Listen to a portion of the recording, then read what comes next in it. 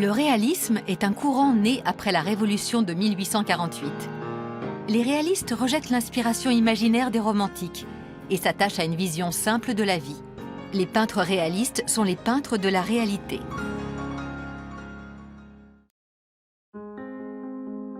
Gustave Courbet est un peintre français. Il est né en 1819 d'une famille de bourgeois paysans. Très jeune, il suit des cours de dessin.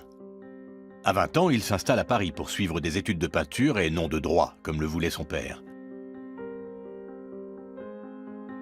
Courbet est le peintre réaliste par excellence.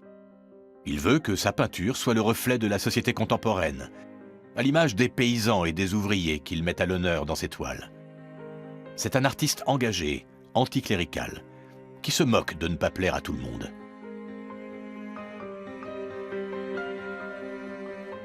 Jo la belle Irlandaise, que Courbet représente ici en train de se regarder dans un miroir, avec sa longue et belle chevelure rousse, est le portrait d'un modèle, Johanna Heffernan.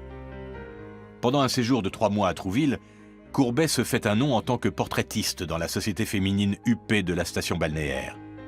C'est là qu'il rencontre Johanna, une Irlandaise, grâce à un ami commun, le peintre James Whistler. Gustave Courbet fait alors le portrait de cette superbe rousse, comme il l'appelle lui-même. De la mélancolie et une certaine désillusion se dégagent de la jeune femme, comme si, malgré sa jeunesse, elle était désabusée de ne pas avoir concrétisé ses rêves. Elle se regarde dans le miroir et peut-être qu'elle se dit « Ma beauté se fane lentement ». Ou peut-être aussi qu'elle se pose des questions, comme si elle avait une décision à prendre.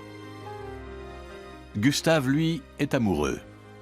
Il va peindre Jo nue dans un de ses tableaux les plus célèbres et controversés, L'origine du monde. Du coup, évidemment, les deux peintres se brouillent et Whistler repart pour les États-Unis. Ce deuxième tableau de Courbet est une scène qui se passe dans son village natal. C'est l'enterrement à Ornans. Les couleurs sont sombres comme un jour d'enterrement et au loin on distingue les falaises de la région. Plus de 40 personnes assistent à la cérémonie et ce qui est frappant, c'est la manière dont ils sont disposés. Les hommes d'église à gauche, les notables au centre et les femmes à droite. Un peu comme dans les églises autrefois, où la bienséance et la morale impliquaient qu'on ne mélange pas tout le monde. Au centre, accroupi devant la fosse, le fossoyeur regarde le curé. C'est le Courbet engagé et anticlérical qui parle ici, comme s'il faisait dire au fossoyeur que, malgré toute la cérémonie religieuse, les hommes finissent tous dans un trou et qu'il n'y a pas d'au-delà. Courbet se moque aussi du curé, parce qu'il doit lire un texte que, visiblement, il ne trouve pas. Tout le monde attend, beaucoup d'hommes le regardent, mais le curé a l'air perdu. Cette scène de la vie quotidienne, sans poésie, et représentée de façon crue et brute sur une toile gigantesque, choque le public de l'époque. Certaines personnes représentées demandent même à être retirées du tableau, qui vaudra à Courbet le surnom de « peintre du lait ».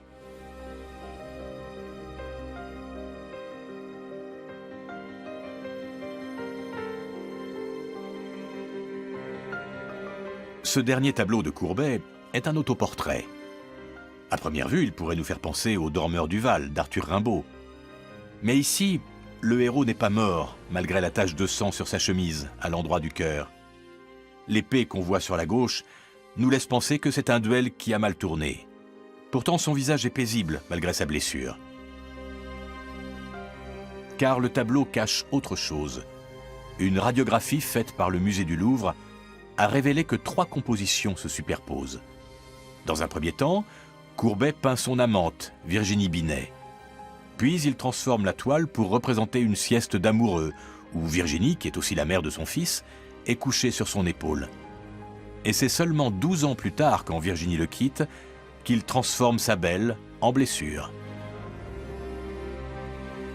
La mère de son enfant disparaît donc de la toile, comme elle disparaît de sa vie, en laissant une blessure qui n'est que superficielle, puisque, pour Courbet, l'art est plus important que tout le reste.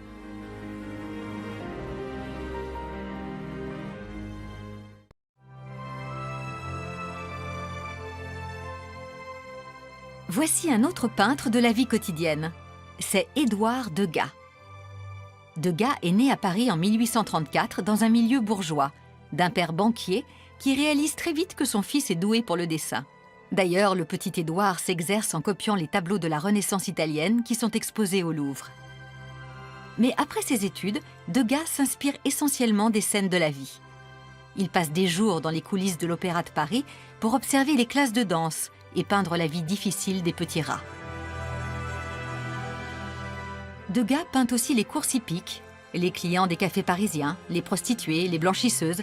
Bref, il fait le portrait en peinture de la société de son époque. Degas aime prendre ses amis comme modèles. Et parmi ses amis, il y a Mary Cassatt, une peintre américaine installée à Paris. Si elle est un peu oubliée aujourd'hui en Europe, elle est considérée comme une peintre majeure aux États-Unis.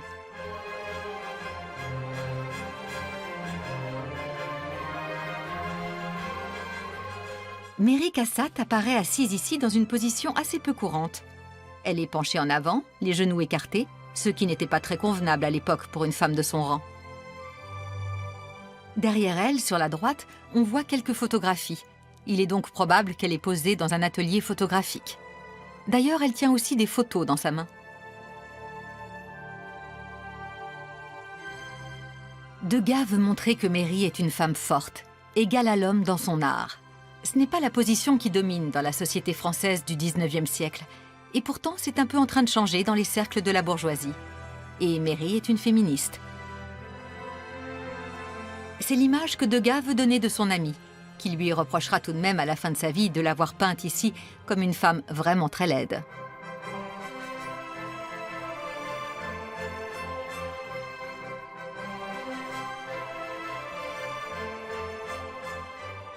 Changement de décor, puisque Degas peint ici le milieu des affaires, comme il nous l'indique dans le titre « Portrait à la bourse ». C'est un milieu qu'il connaît bien. Vous vous souvenez que son père est banquier. Les hommes portent des redingotes et des chapeaux haute forme, comme le veut la mode bourgeoise de cette époque.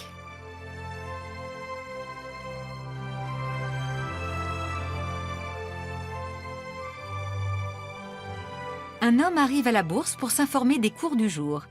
Degas le dira lui-même, il s'agit d'un banquier qu'il connaît, Ernest May. Derrière lui, son associé se penche par-dessus son épaule pour mieux voir. Ce tableau est une critique du monde de la finance, et surtout des banquiers qui, comme Ernest May, font rapidement fortune dans la banque et qui collectionnent des œuvres d'art pour étaler leurs richesses. Mais on a aussi accusé Degas d'avoir peint un tableau antisémite. Et on le sait, Degas a plusieurs fois tenu des propos choquants sur les Juifs. On peut donc lire aussi dans ce portrait de groupe que, selon lui, les Juifs seraient les maîtres de la finance. Ernest May devait être un homme tolérant et pas très rancunier, puisqu'il a acheté plusieurs tableaux à Degas par la suite.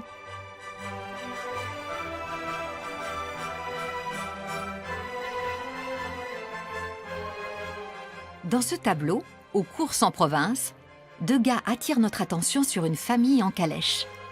Et dans cette calèche, tous les regards se tournent vers un bébé qu'on a visiblement emmené aux courses. Même le chien est attentif.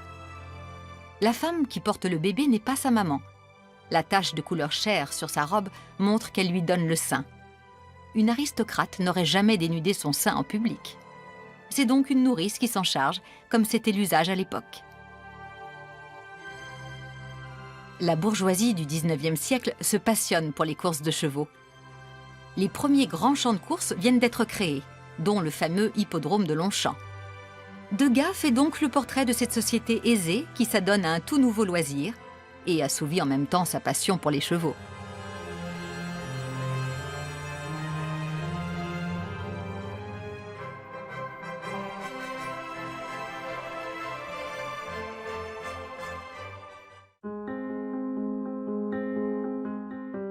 Et voici Édouard Manet, un peintre français lui aussi.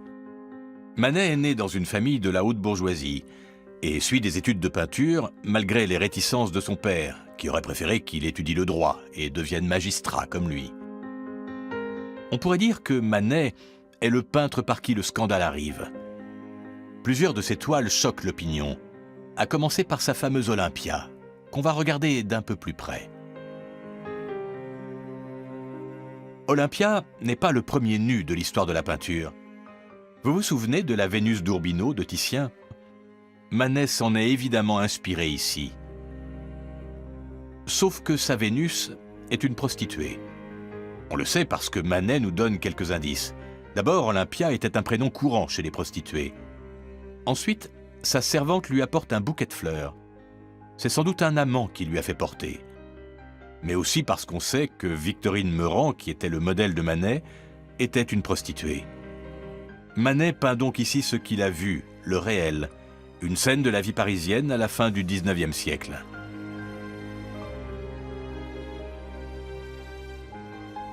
La servante tient une place presque aussi importante qu'Olympia.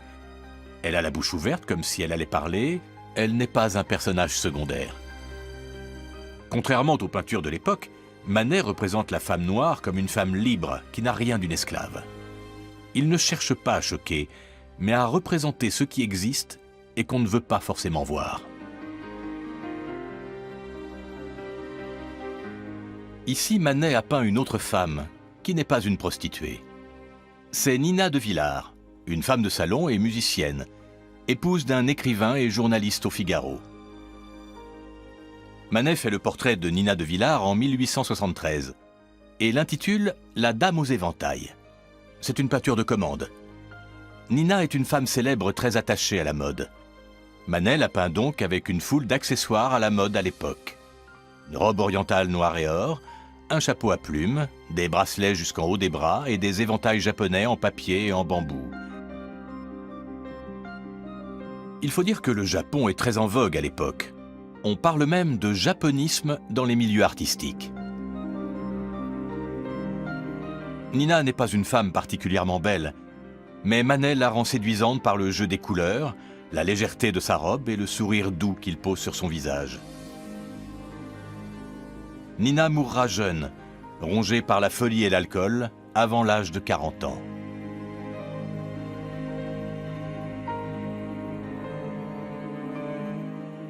Le balcon est notre dernier tableau pour aujourd'hui.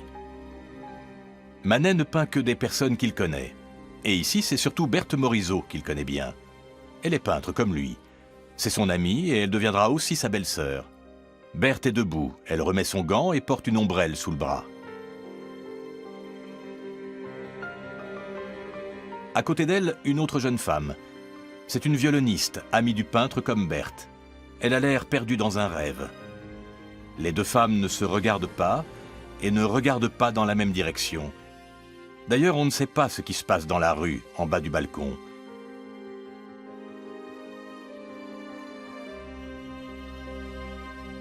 Derrière les deux femmes, avec une cravate d'un bleu si criard qu'on se demande si Manet ne se moque pas un peu de lui, le peintre Antoine Guillemet fume une cigarette. Il a l'air content de lui. Manet peint cet instant comme on prend une photo. C'est un instantané d'une journée, sans doute la fin d'un repas où chacun se prépare à quitter les lieux. Un milieu bourgeois où chacun a le temps de se prélasser, où personne ne semble pressé, mais où son amie Berthe tient une place toute particulière.